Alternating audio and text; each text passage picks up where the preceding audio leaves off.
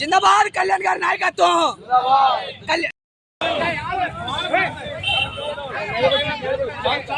జై జనసేన, జై జనసేన.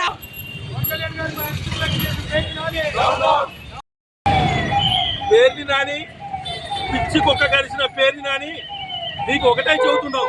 పవన్ కళ్యాణ్ గారు పచ్చాయుత దీక్ష చేశారంటే అది చేసింది మీరు చేసిన తప్పిదం వల్లే.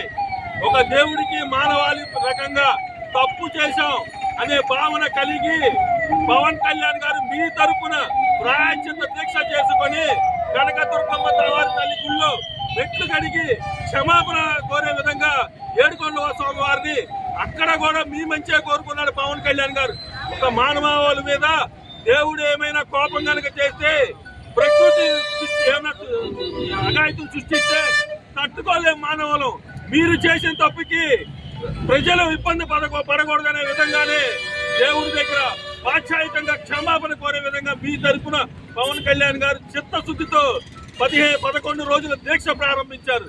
అది కూడా మీకు తప్పుగా కనిపిస్తే, నిజంగా చెప్పాలంటే మీరు హిందూ ధర్మ వ్యతిరేకే కాదు, ప్రతి దేవుని కూడా కించపరిచే విధంగా మాట్లాడే మానవ సైకోలే మీరు అని చెప్పేసి ఈ సందర్భంగా తెలియజేస్తున్నారు.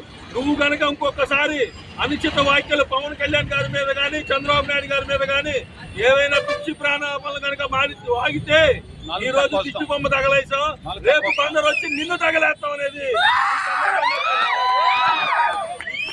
పేర్ని నాని అనే వాడికి రాజకీయ సన్యాసం ఎప్పుడో మొదలైందని చెప్పేసి ఈ సందర్భంగా పేర్ని నానికి పెనమలూరు నియోజకవర్గం నుంచి హెచ్చరికలు జారీ చేస్తున్నాను. ఇక నీకు రాజకీయ జీవితంలో గెలుపు కాదు కదా, పోటీ చేసే అర్హత నువ్వు కోల్పోయావని చెప్పేసి ఈ సందర్భంగా తెలియజేస్తున్నాను.